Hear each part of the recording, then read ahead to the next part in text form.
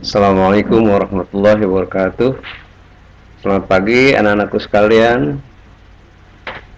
Mudah-mudahan kalian dalam keadaan sehat semua. Dan pada masa ta'aruf ini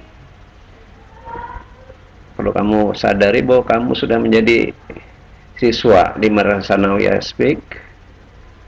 Dan pada kesempatan ini Bapak mendapat materi di masa ta'aruf ini, yaitu tentang sejarah kemadrasahan di Indonesia. Sebelumnya Bapak perkenalkan, nama Bapak adalah Haji Rafiuddin. Jabatan Bapak di yayasan adalah sebagai Ketua Yayasan. Bertugas pada hari ini memberikan materi yaitu tentang sejarah kemadrasahan di Indonesia. Baiklah anakku sekalian, Bapak akan sampaikan tentang sejarah singkat keberadaan madrasah di Indonesia. Madrasah merupakan lembaga pendidikan agama Islam yang telah ada sejak zaman Islam itu masuk ke Indonesia, yang dulu dikenal dengan nama Nusantara. Dan madrasah ini telah ada dan tumbuh sejak awal abad ke-12, ya, yang dibawa penyebaran Islam itu oleh para ulama dari Timur Tengah dan oleh para pedagang yang berasal dari Gujarat. Gujarat itu adalah negara bagian barat laut dari negara India. Mereka berdagang ke Nusantara dan mereka sambil berdagang menyebarkan ajaran Islam.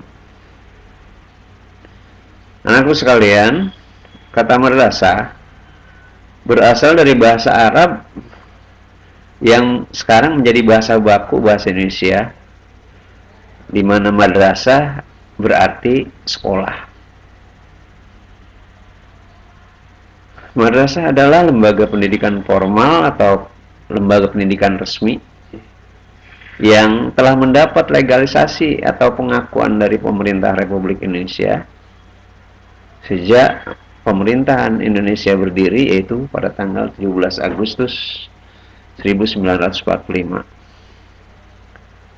Dalam perkembangannya, pemerintah Republik Indonesia memberikan kewenangan kepada Kementerian Agama Republik Indonesia sebagai pengelola pendidikan madrasah, yang pada akhirnya dipertegas dan diatur dalam Undang-Undang Nomor 20 Tahun 2003, yaitu tentang Sistem Pendidikan Nasional.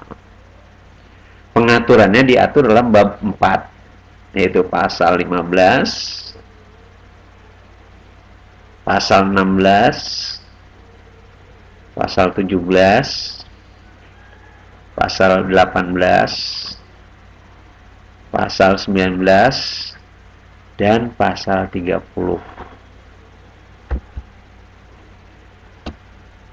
Sesuai dengan perkembangan pendidikan di madrasah dan juga ruang gerak pendidikan yang dikelola di madrasah tersebut, maka pemerintah mengkategorikan atau mengkelompokkan madrasah menjadi dua kategori atau dua kelompok besar.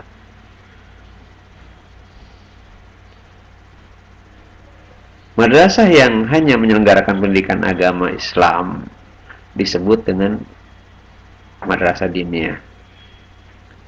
Sedangkan madrasah yang menyelenggarakan pendidikan umum, ya, dengan ciri khas pembelajaran agama Islam yang diajarkan secara terinci, nah, maka ini dibagi menjadi 3 tingkatan. Jadi sekali lagi anak-anak, Bapak sampaikan bahwa pemerintah mengkategorikan atau mengkelompokkan madrasah menjadi 2 kategori kelompok besar berdasarkan proses pembelajarannya. Yang pertama, madrasah yang hanya menyelenggarakan pendidikan agama Islam saja, itu disebut dengan madrasah diniyah. Yang kedua, madrasah yang menyelenggarakan pendidikan umum dengan ciri khas pembelajaran agama Islam yang disampaikan secara terinci, maka madrasah ini dibagi menjadi 3 tingkatan. Yang pertama, ada yang disebut dengan madrasah ibtidaiyah, setingkat dengan SD. Pembelajaran umumnya dilaksanakan semua mata pembelajaran diajarkan di SD. Begitu juga madrasah mengajarkan pendidikan agama Islam secara terinci. Beda dengan di SD. Yang kedua, madrasah sanawiyah, yaitu sekolah lanjutan tingkat pertama atau setingkat dengan SMP. Proses pembelajarannya sama dengan madrasah ibtidaiyah, yaitu dengan pelajaran umum 100% dan pembelajaran agama Islamnya diajarkan secara terperinci. Yang ketiga, madrasah aliyah, yaitu setingkat dengan SMA.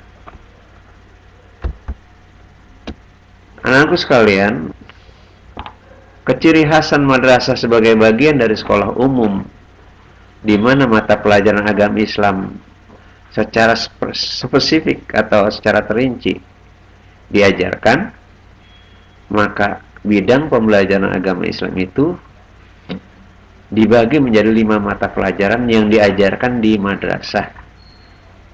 Yang pertama, Al-Quran, hadis. Yang kedua, akidah, akhlak. Yang ketiga, ibadah syariah atau fikih. Yang keempat, sejarah kebudayaan Islam. Dan yang kelima adalah bahasa Arab. Anak-anak sekalian, 5 mata pelajaran agama yang disampaikan secara terinci di madrasah itu diatur dalam lampiran Peraturan Menteri Agama Republik Indonesia Nomor 2 Tahun 2008, yaitu tentang standar kompetensi lulusan dan standar isi pendidikan agama Islam dan bahasa Arab di madrasah diatur pada bab 1, bab 2, dan bab 3. Anakku sekalian, itulah materi yang bisa Bapak sampaikan,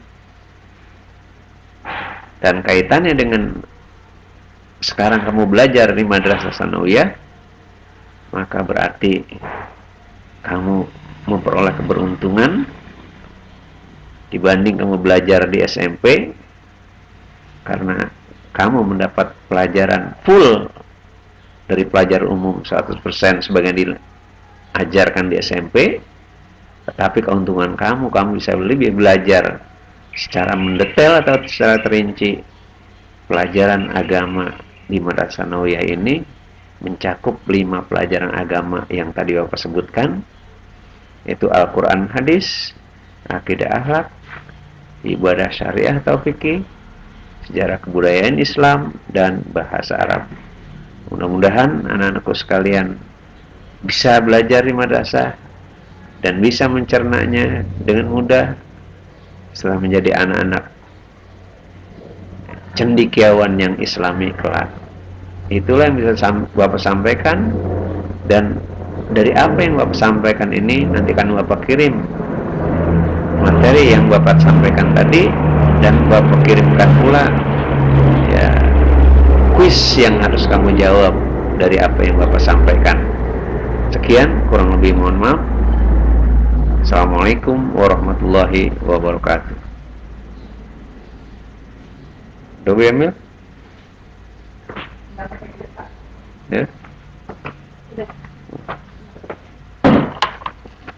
Bisa nanti kirim sini aja. Kirim